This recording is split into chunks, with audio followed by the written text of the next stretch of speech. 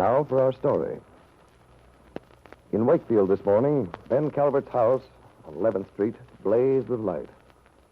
An hour ago, Ben and his son-in-law, Bill Meade, had stood anxiously on the station platform looking for Kit's solitary figure to alight from the train after a long trip from California. But Kit had not been alone when she greeted them. She'd been carrying a baby boy, which she'd presented proudly to her husband and father as her son. When they arrived at the house a short while later, the two men had watched admiringly while Kit prepared the baby for bed. Ben was impatient to talk things over, but Kit had told her father she wished to speak to Bill alone, had requested her father to wait in the next room. Now, sitting before the fireplace in the living room, Ben is excited, jubilant as he thinks. A grandson. Kit's boy. They were all wrong, a lot of them. And I was right. Jesse telling Mary Lane that story about the baby, about the Romans. Well, Mary Lane will find she's wasted a pity. Jesse's malicious purpose has come to nothing. They'll find that out. Yes, they can't say now that Kit couldn't hold Bill Meade. No. Not with Kit and her husband living in the house. With my grandson. My grandson. And in the dimly lit nursery, Ben's daughter Kit stood at Bill's side. The room was still, except for the even breathing of the baby boy. Watching Bill's expression as he looked down at the sleeping child, Kit thought, Bill hasn't said much. That's probably because he's had such a shock, seeing the baby for the first time. He looks so tender now. Tender and proud, too. Oh, I knew it would change everything if he had a son. I'm so happy I was right. Nothing will separate us now. Nothing. The child will keep us together. We'll make everything right again. Bill's always wanted a son. And even though this one isn't... Well, it could have been. It might have been. But anyway, that doesn't matter now. but Kit would not have felt so secure, so triumphant, if she'd known the turmoil and confusion in the mind of her husband, as he stood silently with a small white crib. My son. My son.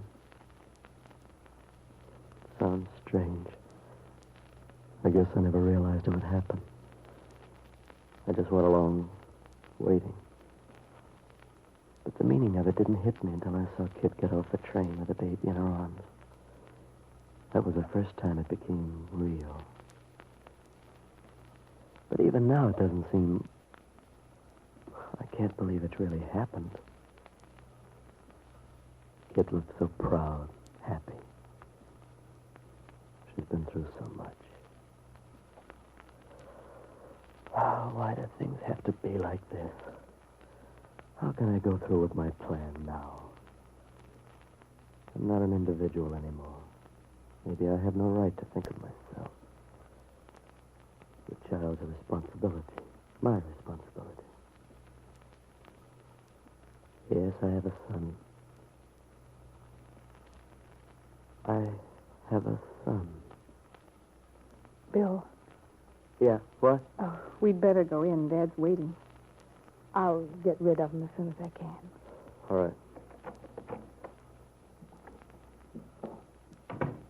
Well, Dad, here we are. Is he sleeping? Like a little top. Oh, that's fine. By the way, everything's lovely, Dad. I'm very pleased. With the apartment? I'm glad. Isn't it nice, Bill? Sure, fine. I must be sure to thank Jessie. Where is Jessie, by the way? Oh, I don't know. She was here when we left for the station. Maybe she went out. You don't seem to keep very good track of your wife, Dad. Oh, don't bother about Jessie. I want to hear about you, Kit. Start from the beginning. From the beginning? Well, what do you want to know? Well, everything. As a matter of fact, it's very simple. There's not much to tell. As I told you in the car, the baby was a bit ahead of schedule, but it wasn't too bad. Everyone at the hospital was very nice. Who was your doctor? I hope you picked a good one. Oh, Dr. Gordon's one of the very best. And what did he say about the baby? He said the baby was one of the healthiest little specimens of humanity he'd ever come across. Quite perfect.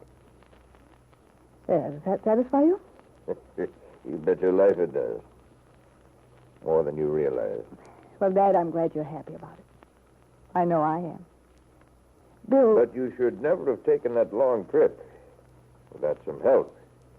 I still don't see how you managed.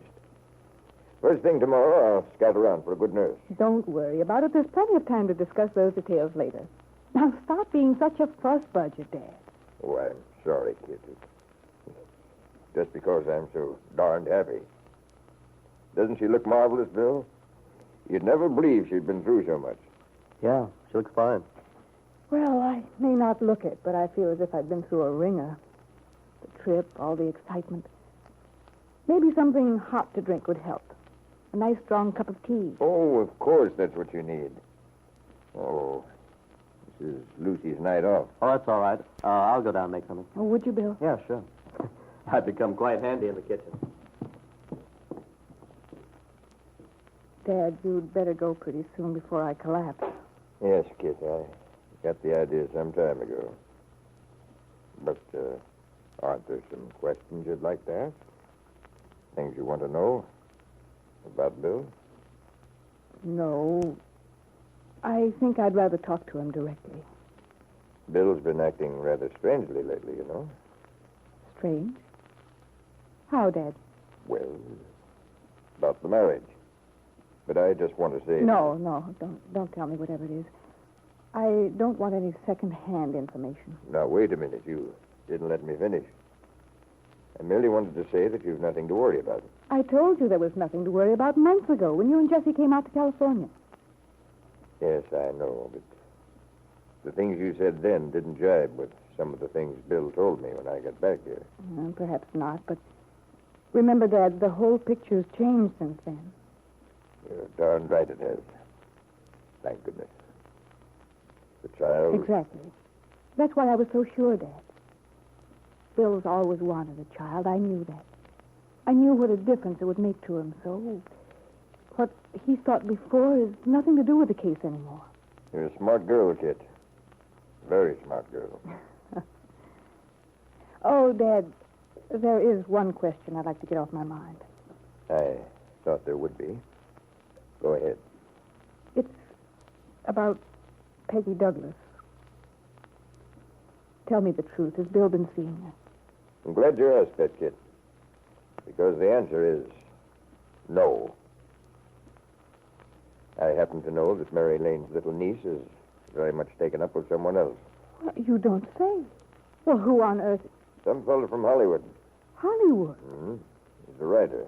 Well, that's quite a surprise. Yes, the general opinion in town seems to be that it's pretty serious. He's talking about settling down here, looking at property. Well, Dad, I feel like a new woman already. I thought you'd be glad to know. Yes. Yes, that does it.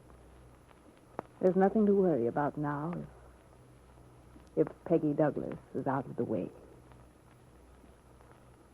But perhaps, Kit, you shouldn't be too positive that everything's going your way. For even if Peggy Douglas were seriously interested in someone else, that wouldn't necessarily mean that Bill's feelings about you would change. Bill, being the man he is, will have to be honest. He's not capable of continuing to live a lie, maintain a relationship which he knows to be false. At least he wouldn't have been before you presented him with the child he believes to be his son. But perhaps that will change things